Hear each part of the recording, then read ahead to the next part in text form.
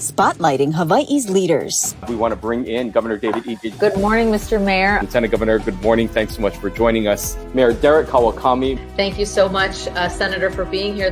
Spotlighting the issues. Where is the virus right now in our community? How much is this overall going to cost the state? How are you responding to the community's concerns? Talk about the level of citations that you guys are writing. Spotlight Hawaii with Yunji Denise and Ryan Kalei Suji on the digital platforms of the Honolulu Star-Advertiser. This episode of Spotlight Hawaii is brought to you by Beachside Roofing.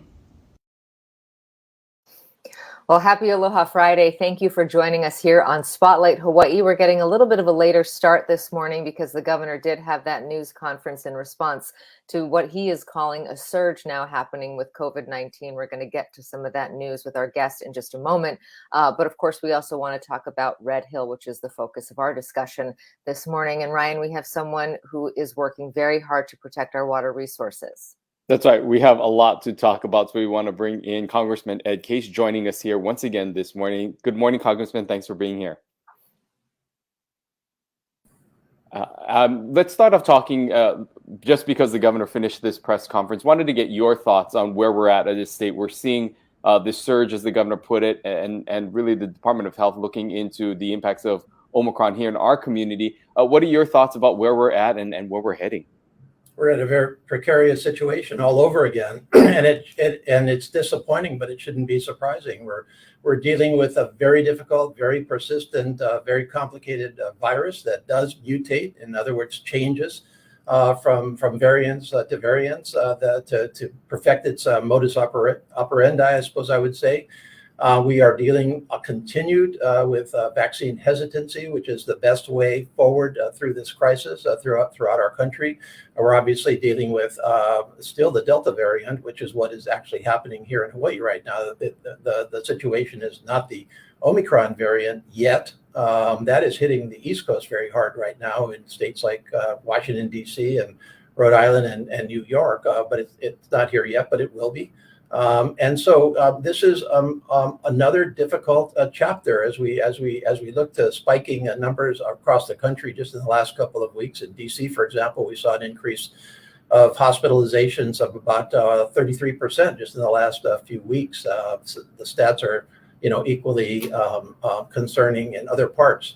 And there's no reason why we are special here. And so the same precautions that we've been following throughout need to be followed, and science needs to be applied. The restrictions that we have in place, from my perspective, are reasonable to continue.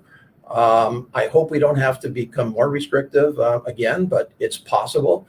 And finally, back to just vaccines. We just have hundreds of thousands of people here that still aren't vaccinated.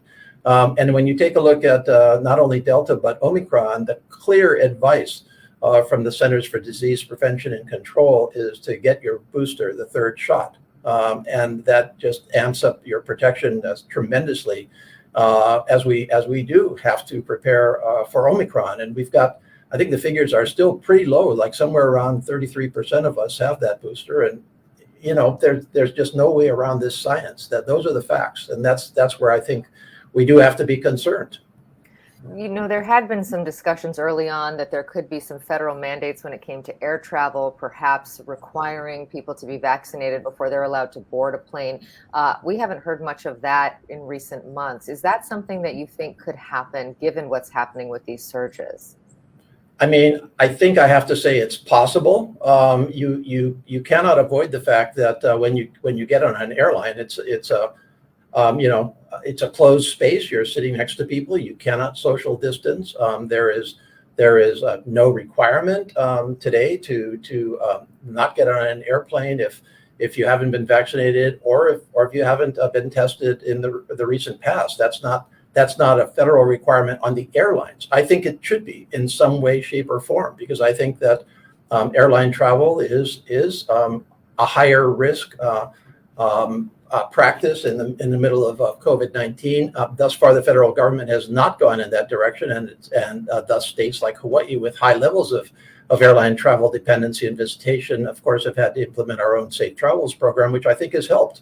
But we have a lot of airline travel going on across this country that has no safe travel on the other end to catch people that that either are sick or may be sick, or at least have not taken precautions. So not yet, but if we see a tremendous surge across the country, which I hope we don't, we have to consider alternatives such as that, simply to protect and preserve public health.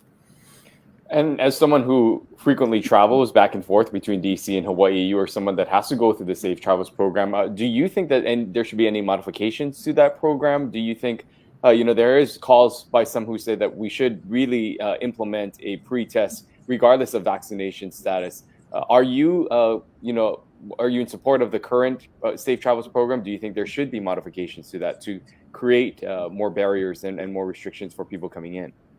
Not today. But certainly, I was one of the first to ask for and call for in the middle of last summer, when we saw that first incredible surge after we thought we were out of the woods on COVID-19. So we're talking about the summer of 2020 and the fall of 2020, and I looked at the airline travel and said, there's got to be some controls in place to ensure airline travel and to ensure the safety of communities that are destinations for airline travel. And I think we are okay right now. But again, if we see a massive third surge in our country across, basically having to do with Omicron, or for that matter, Delta still, we have to consider those kinds of alternatives because otherwise we here in Hawaii are going to be at increased danger again. And from a pure visitor travel perspective, I don't think we're going to preserve any semblance of stability and recovery in our tourism industry if we don't assure people that when they get on an airplane, and most people would, I believe, accept a vaccination requirement or a test result or some other means of requirement to get on the airplane, not just whether you have to go into quarantine or not when you get to Hawaii. I think 90+% of people across the country would welcome that. But that's key to maintaining travel and tourism and all of the jobs that revolve around that. Not to mention the safety of all of our communities. Our focus right now is on COVID, but I want to switch to the other topic and the real reason that we asked you on this morning, and that is Red Hill. Can you give us an update? We know that you have called for some changes around the defense funding. Can you just bring our viewers up to speed on where that stands, what you're asking for, and just your thoughts on the crisis overall? Well, tremendous crisis, of course, only 3+ weeks old when we first started to hear complaints from our residents about this. I think that there are, and of course, this is very, very fast moving. This is a crisis, and crises are fast moving and confusing and hard to sort out exactly where to go in the beginning. And I would. In my mind, I look at this as in three phases. That's what works for me. The first phase is the safety of the families that are affected. And so those are the thousands of folks, most of whom are in our military, that we owe safe drinking water to, along with everybody else. They are not in their homes. They are dislocated. They're in Waikiki. They're trying to figure out how to get their kids to school. Many of them were sick. And so how can we help them to stabilize their situation and obviously to get them back into their homes? And that has been a huge effort. The second part of that is how do we actually figure out what happened at Red Hill? And that has been especially confusing within the beginning of, different people doing different test results, not always sharing them with each other, sometimes confusing test results that showed differing conclusions. Hypotheses that were, tested out that didn't turn out to be the case, and so obviously you have to know what happened in order to figure out what to do about it. And I think we're closing in on that. I'm not going to say we're all the way to the end yet, but certainly the explanations and the testing and the evidence, I suppose, thus far does point towards a reason why this happened, and it did have to do with the Red Hill fuel tanks. But that has to be independently verified as well. And that's an important point I want to get across, which is, that for me, and I think that in most of what I'm going to say, if not all, I speak generally for our congressional delegation, which has been involved as a delegation, cohesively coordinated throughout this. We want independent verification. We cannot have the Navy deciding what happened here. The Navy can contribute to that, but there has to be an independent verification of what happened. So that's kind of bucket number one. And then number two is, what do we do about the Red Hill fuel facility in the midterm? Of course, operations, any action at Red Hill is suspended right now. That was a call by the congressional delegation and the governor implemented that suspension. There are issues that need to be worked through in terms of that suspension. And by the way, I think that suspension should continue indefinitely until we sort everything else out. But the major issue, of course, that is before the governor and the Department of Health is the fuel that's actually in the Red Hill tank right now. And that's going to be sorted out at the state level. But obviously, we in the delegation have an interest in making sure that decision is the right decision. There's, of course, one perspective that you have to empty all of it immediately. And there's another perspective, and that, well, if the pipelines are the problem to start with, then why do you want to move fuel through them, and where do you move it to? And so these things have to be sorted out. And then finally, the key question, which is whether and how to simply decommission and close Red Hill. And that's what the amendment that we worked on in the National Defense Authorization Act, which is our annual defense bill. And that's really our opportunity as a delegation to forge the direction of the military in Hawaii and the Indo-Pacific.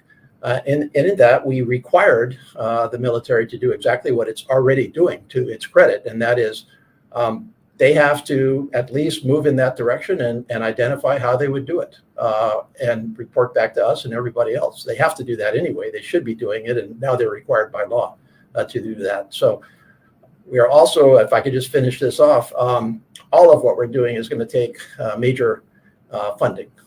And we have been very focused and forceful, I would say, with the Department of Defense all the way up to and including the Secretary of Defense and the Secretary of the Navy and the Chief of Naval Operations and everybody else that's coming down to understand Red Hill that it's one thing to say you're going to do something, and it's another thing that it shows up in the president's budget, annual budget, as a priority. In other words, the money has to follow the promise of action. And we've been very clear that that's been lacking so far.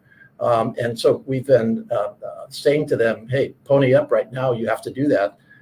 And we're also in touch, of course, with our colleagues throughout Congress from this perspective. I think we're well placed here. We have two of our members, Senator Hirono and Congressman Kahele, are the House Armed Services Committee, and Senator Schatz and I are both on the House and Senate, respectively, appropriations committees. So that's going to be our role in this, in part, is to make sure that the resources are there, not only to recover from the crisis itself, but to forge and implement the proper action after the crisis.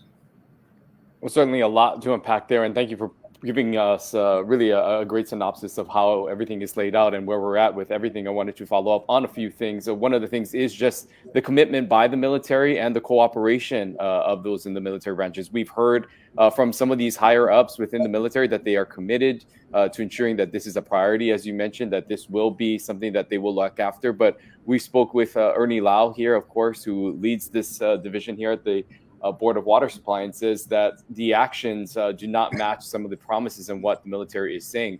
I'm wondering if we can get your take on just your exchange with these officials during this time. I know you mentioned that you said that there has been sort of a slow response in some of these matters, but how are things looking now? Do you sense that there is a shift here and that they are willing to make some of the changes realistically moving forward? Well, number one, they don't have a choice. They have to come up with a better plan of cooperation across the services and coordination. And they are subject to the state of Hawaii's direction in terms of the conditions of operation of Red Hill. Red Hill is a federal facility, of course, but it is subject to the Safe Drinking Water Act, and the law says that a state can regulate its water, even up to and including federal uses of that water, as it should be. And so this is not a question of whether they will or won't. They must. And our collective decision as a state, in conjunction, by the way, with the Environmental Protection Agency, which is a critical part of this equation, along with the Board of Water Supply at the county level and the State Department of Health at the state level, that's where that decision has to be forged. And everybody's got to be on the same page. And that's been a very important ingredient. Any sense that the military can operate at will and promise us that it's doing so, safely, that's out the window. That's just off the table at this point. And so the question is whether and under what circumstances, short-term, mid-term, long-term, can we assure that our water is indeed safe? And that's a complicated analysis on a number of fronts, but that's the analysis. Now, my sense is from the beginning of this crisis, and again, if you just date back not 3 weeks here, there was not the sufficient level of focus and coordination and cooperation from the Navy in the beginning. I pointed that out to the highest Navy leaders, as did my other fellow members of the delegation, that basically you weren't with the program and you didn't understand the severity of this on a number of levels, and just some basic stuff like inconsistent direction by the Navy and the Army to their own families about the proper uses of water at their respective military facilities. And so it was very, very difficult in the beginning, and I think it did take some attitudinal changes that should never have been issues to start with. I will say, though, that in the last, say, 10 days or so, far better. Open, sharing of information, which should have been the case from the beginning, meetings, interagency task forces. Today, the EPA, the state, and the military, actually momentarily, probably right now, are releasing a statement about essentially their joint efforts on a safe drinking water plan formation. It has helped that we have had the senior leaders of our military, up to including the Secretary of Defense, come down here. And we've had very good beginnings of forging relationships that should have been forged a long time ago. For example, 2 days ago, I and Congressman Kahele went into Red Hill for hours with leaders of the Navy and Bernie Lau from the Board of Water Supply, Libby Char, senior defense leaders, state legislators, and consultants from the University of Hawaii, and independent folks here in Hawaii with expertise to understand exactly what happened. And the Navy led a very transparent tour of exactly what happened and what they knew and didn't know. Now that was a positive sign. Congressman Kahele organized that, and he deserves the credit for that. But that was what we need a lot more of. Do you think that going forward long term, this facility should be, I know you called for the shutdown to continue indefinitely. Do you think that these tanks should be moved above ground, moved perhaps somewhere else, I don't know where, but do you think that essentially this facility should be decommissioned for good? Well, potentially, yes, absolutely. I believe, as others in the delegation have said, that we have to get through the first two phases first. That we have to stabilize the situation with our families. We have to get them back into their homes. We have to ensure the public that their water is safe, not just on the military housing complexes. We obviously have to make the decision about whether and under what circumstances the Navy can maintain any fuel in those tanks while we're, rather than put them through potentially faulty pipelines while we're sorting a Red Hill out. And that's the purpose of our NDAA amendment, is to require those alternatives. I think we do have to be deliberate, careful, and thoughtful about exactly how we work out the long-term plan. I think, I know a lot about the national security implications of Red Hill, much of which, unfortunately, you can't really talk about in public, and I understand the national security implications of Red Hill. However, national security cannot trump public safety. And that's the argument that the Navy has made to date. And it hasn't made it in the sense of trumping public safety, but certainly I think it's fair to say that it has not emphasized the public safety aspect of this as it should have. And so I think the question we have to ask is, because it's not easy in terms of there are lots of parts to that decision. Where does this fuel go? What is its exposure? Where is it distributed? How do you get it into a place that maintains your actual national defense capability?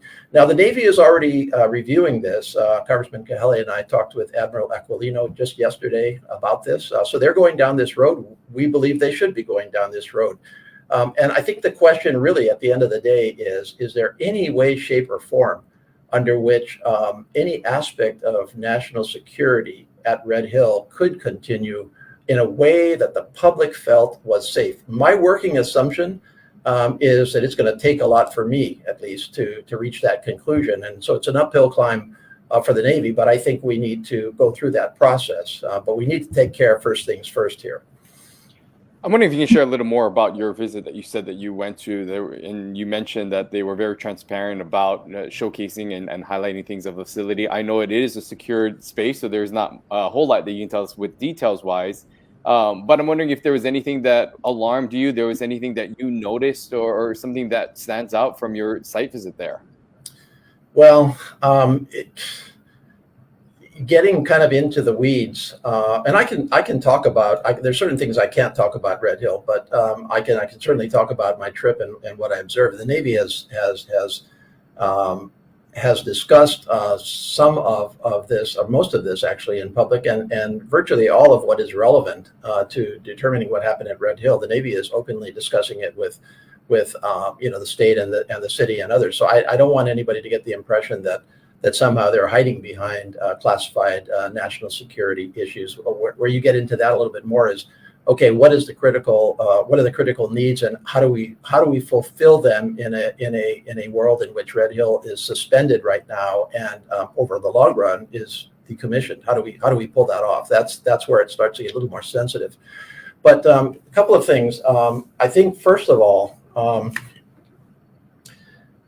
the original theory of the case as to how this might have happened didn't prove out, and the Navy was forced to confront the conclusion that what it didn't think happened because it didn't understand how it couldn't happen, and this has to do with whether a particular pump was triggered or not in the May leak. Whether that actually happened anyway, in some way, shape, or form, because there was no plausible explanation for it otherwise. And the Navy, to its credit, has ordered a complete re-review, including external study of exactly how that could have happened. And in conjunction with that, the Navy apparently had fuel from the May leak that was unaccounted for, that they either didn't know where it was or they didn't know it was missing to start with. And that was a revelation to me. And I asked that question directly to the Admiral in the tunnel, which was, well, where did you think that fuel went? And they said, basically, we didn't think it was missing, and we know now it was missing, and we have to sort that out. So something happened in terms of the review of the May leak, which is where they think the fuel came from, kind of hiding, if I can put it, in a fuel line that they didn't expect it to be in. So that was one takeaway, that we still have a ways to go to determine exactly what happened, and it has to involve independent review. So that's number one. Number two, I think all of us that went to the Red Hill shaft where the Navy divers were underground in the aquifer, getting the contaminant from that aquifer. First of all, you have to have incredible admiration for their work. It's the most difficult situation and working conditions you can imagine, and they're doing it. And so it's really hard not to just admire what they're doing. But second, I think all of us saw the contamination in the water. And as Congressman Cahaly said yesterday, it wasn't just a little bit of a taint on the surface of the water. I think he described it as pouring balsamic vinegar into oil or something to that effect. But the point there is, there's no question that there was fuel in the water, and the remaining question was, did that come from the leak, which was above the shaft, which is at least you could understand it and contain it in your own mind, and I think probably clean it up.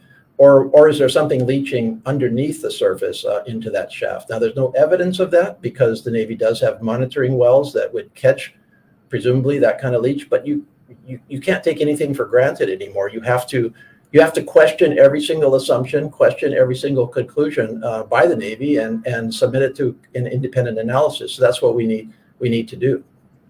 My question is, who actually gets to make the call? The city council yesterday passed a first reading of a bill that would basically give the city oversight of large storage tanks. I believe it's, above a certain volume. The governor obviously made his call. The delegation has made their call to suspend it, at least indefinitely for now.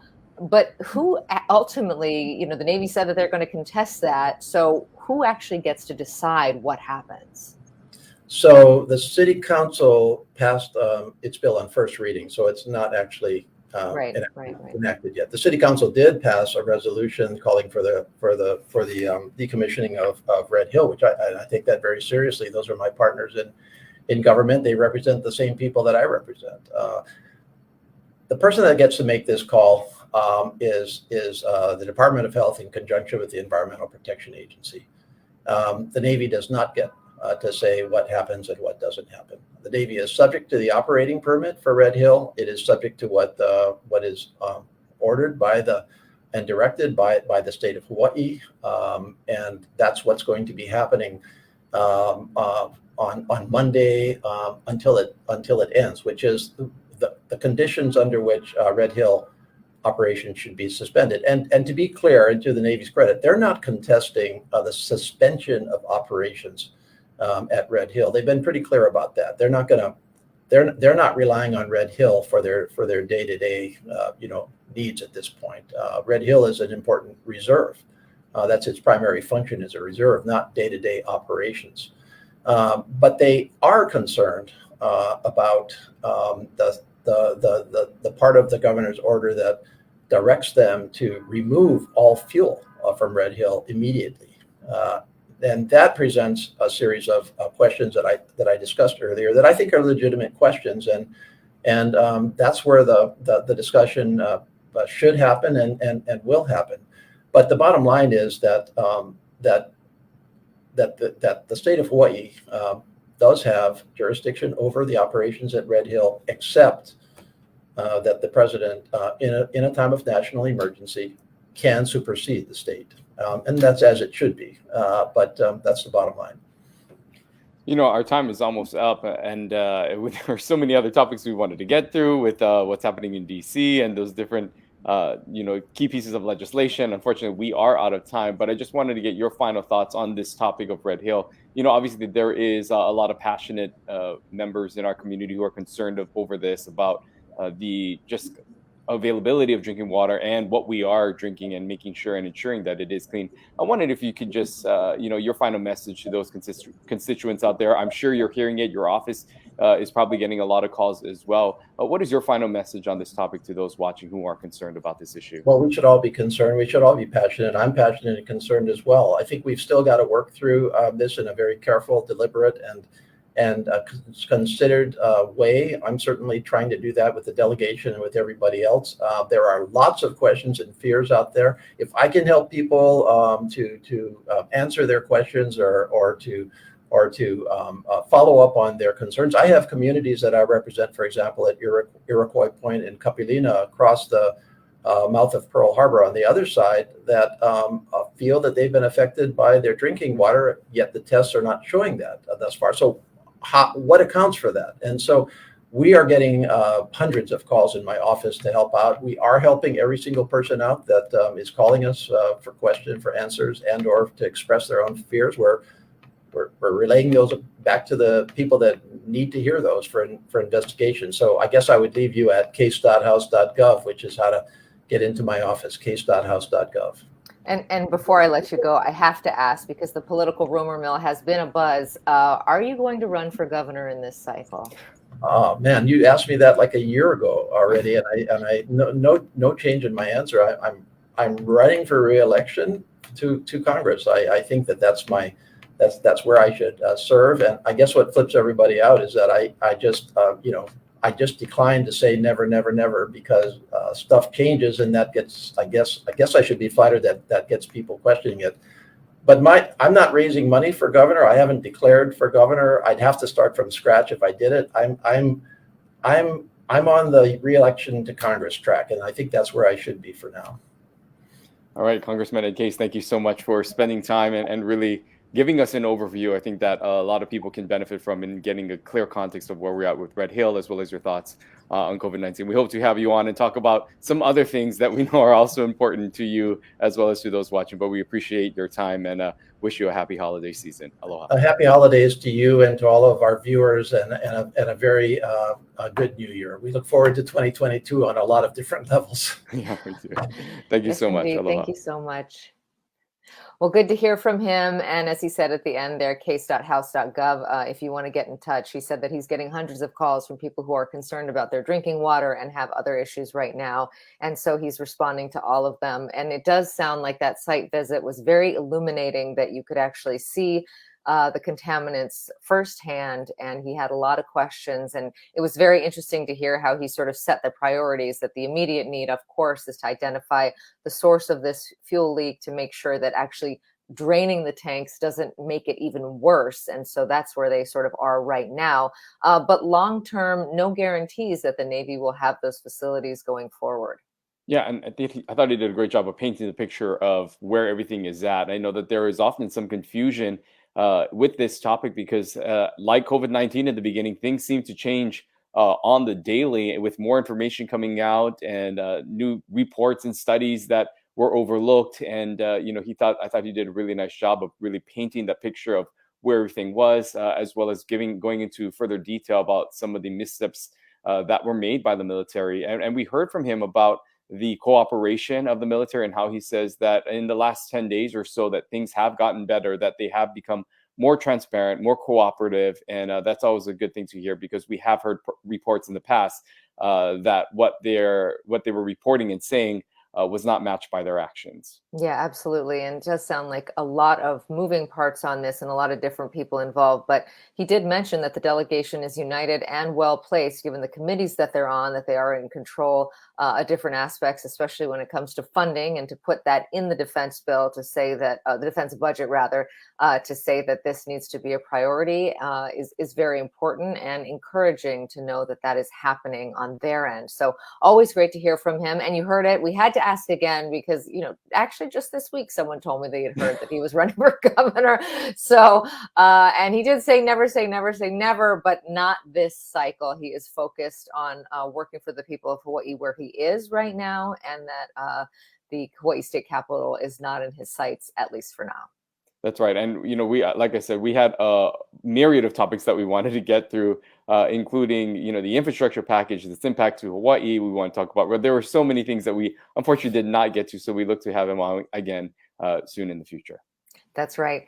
Coming up, of course, we have another full week of guests, and I need to actually refer to my list. Yeah, we're going to be talking about the stadium on Monday, and that will be very interesting. Switching gears to right here at home, there's been a lot of back and forth as to what should happen at Halawa in terms of that redevelopment. So we're going to be talking to folks at the Stadium Authority about those plans. Should they listen to what the former governors are saying and scrap a sports facility and focus on housing as that redevelopment? Or does UH need, in fact, a place to play, and other, obviously, entertainers and sports teams and whatnot? So should the stadium be there or not, and how is that looking forward? We're going to talk about all that on Monday. We're looking forward to that conversation. We hope you'll join us right back here Monday at 10:30. Until then, have a great weekend and stay safe. Aloha. Aloha. This episode of Spotlight Hawaii is brought to you by Beachside Roofing.